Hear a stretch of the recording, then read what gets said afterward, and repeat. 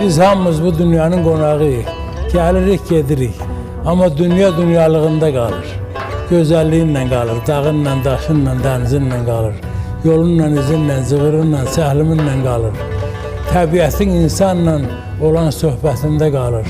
Ona görə də ömrü yaxşı yaşamaq lazımdır. Şirin yaşamaq lazımdır. Dağların, daşların, düzlərin, dənizlərin müqabilində insan ömrü çox azdır. Demək olar ki, azdan azdır.